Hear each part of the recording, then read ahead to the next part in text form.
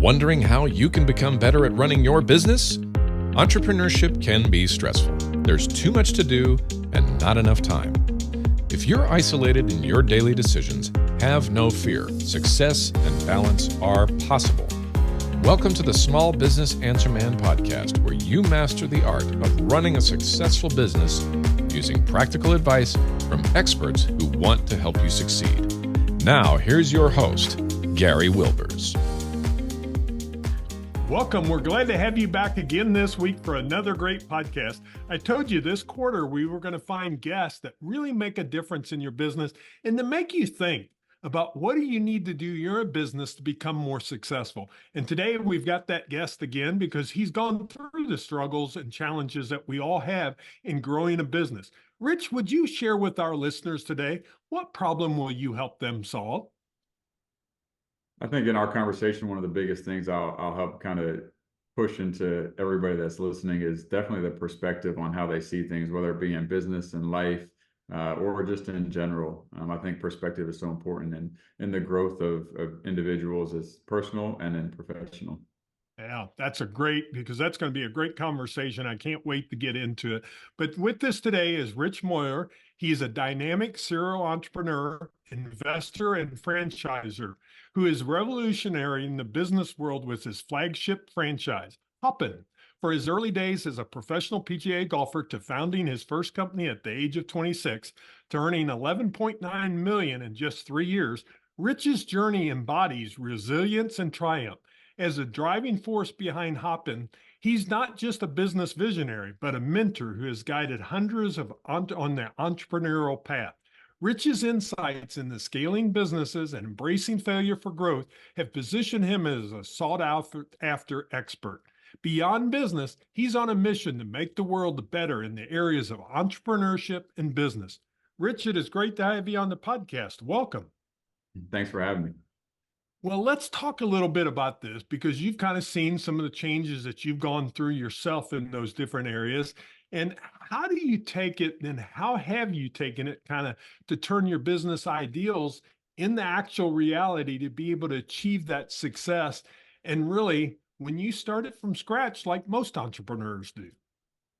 Yeah, I tell everybody that I mentor, they come to me, they say, man, I watched this book, I've read this, or I've read this book, I watched this video, or I follow this guy, and I just can't seem to step into something and just get going and doing it. And a big reason is they're afraid to fail. They're afraid to actually take a step into something and then come back and it not be successful. But I think the number one thing that I learned is if I just take action will teach me so many things than if I just sit here and read a book, right? I always tell people, if I do push-ups, it's not going to give you muscles. So if you're reading a book and not doing anything and not taking action, then you're never going to build anything. And overall, anybody that I mentor, it's just more of me being a cheerleader to them and almost giving them the belief in themselves that they can do it. And I think that's very important when you're trying to do anything in life, that if you don't go take action, you're never gonna know whether you could have been successful or not. And that's probably the worst feeling in the world, is just sitting there wishing that you did it. Yeah, that's so true and stuff, because action creates action. You have to be the person that's creating it. And so many people, and there's great books out there, but they're not going to do anything for you. Can you share with us a little bit, maybe early on, some of your struggles and the challenges to where you are now that might help people kind of see kind of that path that you've taken to be able to help them see it for themselves? Early on is always people, right? It's hiring the right people and understanding that that's a big portion of your business, unless you're a one man show. But the companies that I've grown over the last 10 years, I've always needed employees, and those are always the most important people. So that's one of the challenges early on, is just having a feel for people, and you will hire the wrong individuals, and you just got to be really quick to fire them and let them go and fill the position that with somebody that's actually really good at what you need. On the flip side, it's just early on is financials, right? Understanding the cash flow, understanding the capital that is needed to start your business, or the capital that is needed to continue to build the business. And that's always tough depending on what business you're in, and how quickly your clients pay, or like I was in construction, my first company, and it took 60 to 90 days to get paid. So there's a lot of cash flow that I wasn't receiving, and I had to, come out of pocket to continue growing the business. But those are two of the biggest things, I think, is just financially, if you're not in a good spot, it puts a lot of stress on you. And then you have to instill the trust in people to grow. You need to delegate a lot of that work and understand that you can't do everything. Yeah, that people side becomes so huge. And today in the marketplace, people are struggling in that area. Business owners are struggling. I guess one other question I ask you, I know you talk about in with your franchise and with what you're doing now, you really talk about how to foster that employee first culture and to really gain that freedom, even if you face those workplace challenges that you have. Can you share some of your philosophies that you have in that employee first culture? Yeah, definitely for me, I work for my employees, they don't work for me. And I think flipping the triangle upside down, most companies have the CEO at the top. I always put myself at the bottom. The most important people are your frontline individuals. Those for me and the brand that we're currently growing, they're the most important people because they're the ones that are in contact with your customers. And if they're not happy, then they're not providing a good experience and your customers aren't, one, returning, or two, spending money at your locations. So understanding, one, that they're the most important people are your employees, and then two, being able to be there as completely open door policy and understanding that your employees have personal things going on and they all have personal goals. So if you get deeper into what they truly want in life, and I try and meet with my management team individually once every 6 to 12 months and really dive into what their life looks like, what they want personally, whether it be a new house, if they want to get pregnant, if they want to start a family, whatever it may be. And then I help find ways to get them to their goal. And I think most entrepreneurs or CEOs might not have that same philosophy and instill a lot of ownership in their team. And I think outside of that, you also have to put ownership in their position, not necessarily equity in a company, but ownership in their position when they're given the job, whether it be a manager of one of our tap rooms, like that's their tap room. They have freedom to make mistakes. They have freedom to make decisions. And unless they really, really need something from me that is big picture, I want them to feel comfortable making a decision. And if it doesn't work out, then we can talk about, how do we fix it, or how do we remedy it, or how do we put a system or process in place that makes it easier so it doesn't happen again, or helps the company grow. A lot of the ideas they do might make our company a lot better than what it is. Yeah, I think that's so important because I think so many people that I love that how you set that up as saying ownership. And it's not about ownership that they have to have a stake in the company, but they have to have ownership in what they're doing for the company. And when they have that, I just read Mike McAllowitz's book, All In, and he talks about that psychological ownership. But when people have that, they show up differently to work. It matters to them. It's part of their life.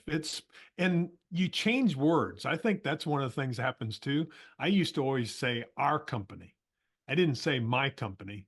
I said Mm-hmm. our company. And when I would write them a note, I would say that because I want them to start believing that it's us, because there was no us if I didn't have the company. And I wanted them to be able to see that. And the more you can kind of create that psychological ownership, you're going to get a different employee than you do of just somebody that comes to work to be there for to cover their shift, to be there. And Yep. it's a big difference. So I'm sure you've seen that in your line of work. Yeah, 100%. Just showing them the vision, show them that there's a bigger picture than this one location, or a bigger picture than just currently where we're at in the growth of the company.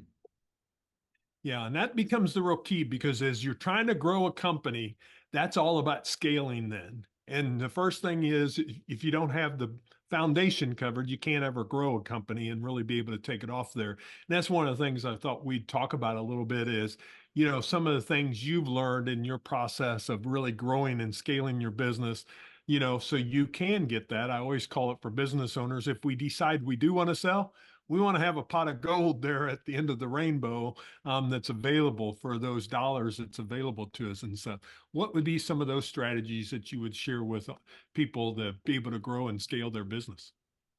Right. It's a lot of time, a lot of effort, a lot of hard work. I think early on, my first company, I was working 16, 18-hour days, and it was constant, nonstop. But it was 3 years of my life that I didn't go to weddings. I didn't, go to parties. I wasn't going out and doing those things that at that time 26-year-olds were doing. But I knew what the bigger goal was and where I wanted to be in life. And I sold it a little bit quicker than what I originally thought and what my goal was. But I think biggest thing is, like you said, creating the foundation. is very important, right? You can't build a house without a solid foundation. And you also have to understand that it's one brick at a time. So if we're going off the analogy of a home, you don't throw 1,000 bricks into the air and a home is built. You have to lay one brick at a time and lay that brick as perfectly as you can so you can continue to build a strong foundation and a strong structure. And it's very easy to go into business and say, man, I want to be a millionaire overnight, but it takes time. And I think the perspective of knowing that it seems like 3 years is a long time. If any one of us look back and say, damn, this happened. And you're like, well, that was 5 years ago, man, it felt like yesterday. Like we look in the past, time goes by really fast. But when we look in the future, time goes really slow. So I just think that people got to understand that it's a lot of hard work, it's a lot of patience, and the perspective of time moves really fast because 2 years from now or 3 years from now, after you start your business, you can look back and like you'll think it was yesterday that you just started it. Foundation is definitely having the right team, and I always say easiest way to build a foundation is do the right thing. Doing the right thing is always the right thing. Yeah. And really set them building blocks up and then processes, procedures that allow you to grow it because it allows your people to really take it to the next level. They don't have to be questioning what needs to be done, what has to be done in each one of those areas. We're going to take a short commercial break. We'll be right back with the Small Business Answer Man in just a moment.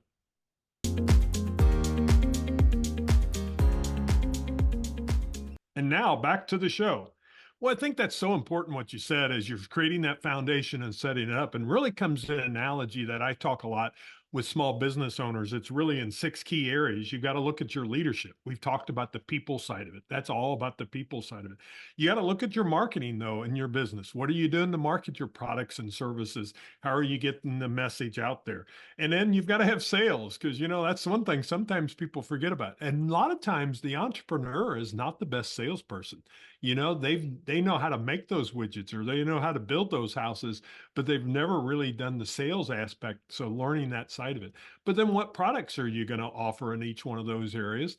And then you have to look at, you talked about earlier, Rich, about overhead and operations. And then ultimately it comes down to the financials, which is cash flow. You've got to have cash flow to be able to take your business to the next level. So when you look at those and you talk about scaling, what do you see or what have you seen in your areas that you think has been the most critical to your success? Sales is the heartbeat to any company, right? So if you don't have sales, then you don't have a business. I think that's key. Leadership, very, very important. I think having the right culture and the right leadership is something that can make or break a brand. And sure, you might have the sales early on, but if your leadership is terrible, you're going to push the best employees away, and the worst ones are going to just not be productive.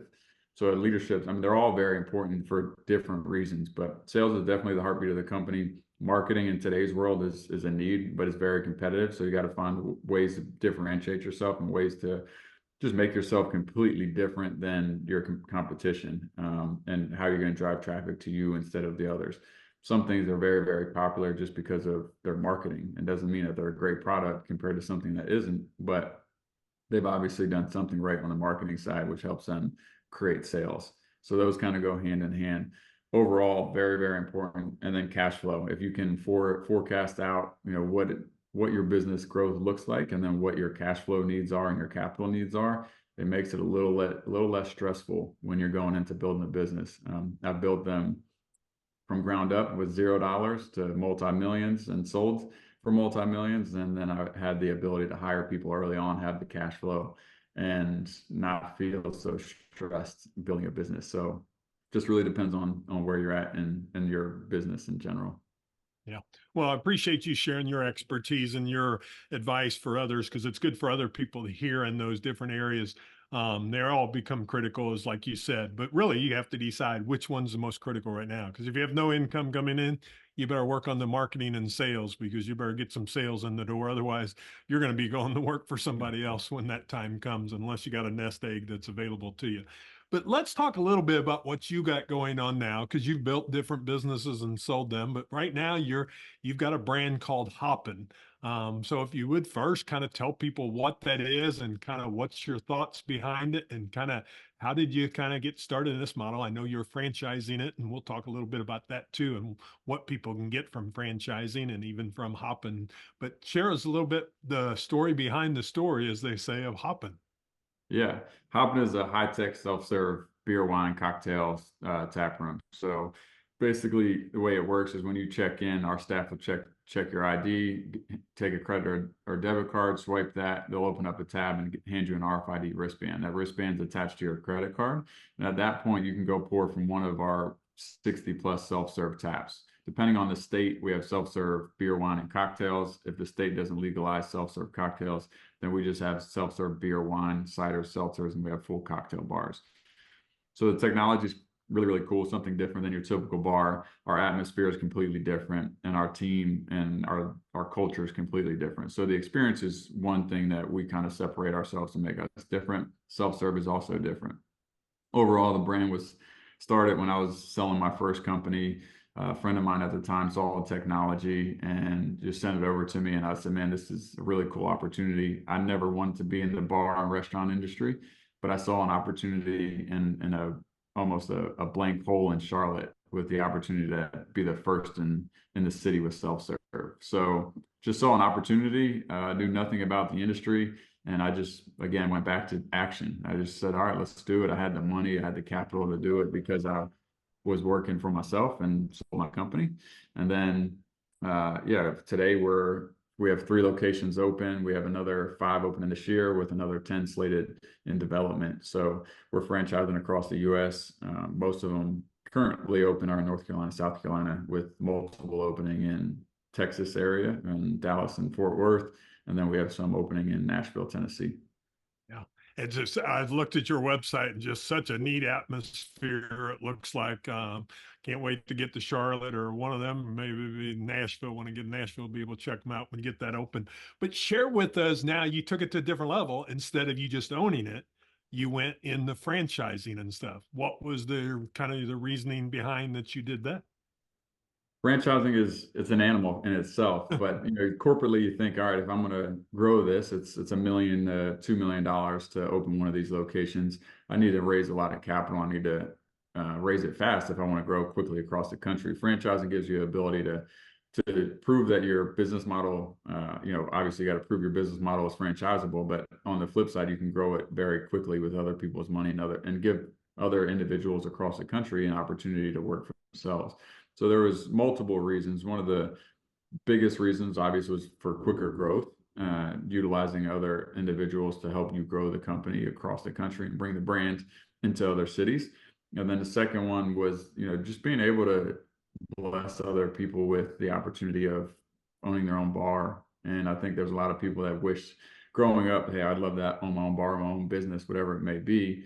And maybe they didn't have the ability to do that because they're not entrepreneur minded, or they don't have that ability to do that and on their own, and feel like with a franchise, whether it be Hoppin or any other franchise, they have the support, the systems, the processes, everything is in place to help, and the brand obviously help you get to being an entrepreneur, but take a lot of the risk out of it. Yeah, because one thing, you've proven the concept becomes a big one. Plus, one thing I know with franchises, and I forget, I read an article just the other day, and the amount of employees that are actually, work through a franchise type setting. And it's huge, the number of employees that are, because it gives people an opportunity that really, to be quite honest, when you start up and you start a regular business up and you don't have any support, it's tough. Those first few years are grinds because number one, you don't have any systems, you don't have the marketing, you're figuring it all out. And what a franchise brings is really they bring the playbook, I would call it. They bring the playbook along, and you've got through some of that blood, sweat, and tears to be able to get that playbook put together to prove the concept. And I think that becomes a real benefit to franchises. Well, sometimes Mother Nature takes over. We had a storm that took a power outage, but we've got Rich back on, and we were talking about those franchises and the many benefits that franchises brings, because you've got proven frameworks really to set up your processes and procedures. And Rich, I really appreciate you sharing that because I do think that's a real benefit to franchises. Now, my last question to you, really, I want to ask you is, with Hoppin as your franchise, what sets you apart in the marketplace compared to your competitors, do you feel? We always think of differentiators, right? What makes us different, right? Not always necessarily do we need to be better, because if you're in the bar industry, you're going to be around a lot of other bars and restaurants, and everybody's not going to go to your location compared to the location next door every single night, right? They want a variety. What makes you different? What drives traffic into your doors? So on the consumer side, we're an experience company. When you walk into our doors, the experience is going to be completely different than your traditional bar, not only from our technology, but from our service levels, from our cleanliness, and from the design and decor on the interior space. And then what we do week in and week out with different events, themed events, parties, DJs, live music, a lot of the things that other bars do. And we just kind of form that around that. And then from the franchise level, the HQ corporate level, we position ourselves as a marketing company. So we're a little bit different from most franchisors. We handle all the marketing, digital marketing internally at our HQ level, because it's an ever-changing model, and algorithms on technology and these social media platforms change constantly. So from the franchisee level, we provide a lot of support on that marketing side. They still have to do a lot on their end, digital or not digitally, but more in their community and diving into that. But as far as the consumer side, we're completely different than anybody else, and that's always been the goal. We don't need to be better; we just have to be different. And on the marketing side, we try and show that experience as much and as best as possible throughout our socials, and then we have to execute. So if we are marketing a big event or a grand opening or anniversary party or New Year's Eve party, we make sure that the marketing on the front end is the experience you get, if not better, when you walk into our doors. That's excellent. I love the idea that you handle the digital marketing side, because to have experts in that field now, with it changing as rapidly it is, it's a huge benefit, I think, for franchises, that they don't have to worry about that part of it. Instead, they worry about their local community and taking care of the customer experience that they walk into.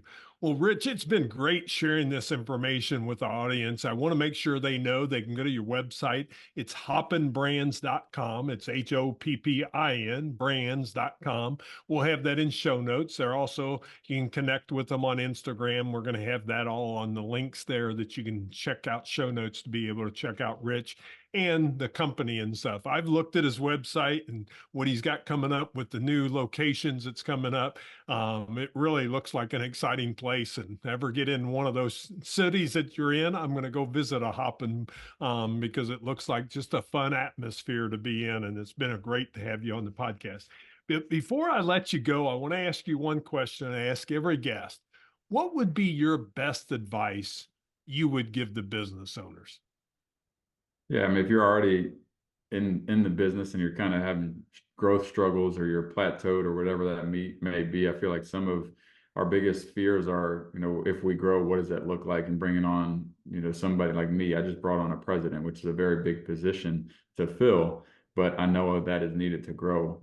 So there's always that fear factor of like, what if it doesn't work out, or what if I'm not making the right decisions? And I'm just a firm believer that you just have to take that step. So take the action is what I always recommend, and have the perspective and understanding that, every decision you make is not going to be the right one. But if you fear making any decision, then that's the worst decision you can make. So just make decisions, make mistakes, learn from them, continue to grow.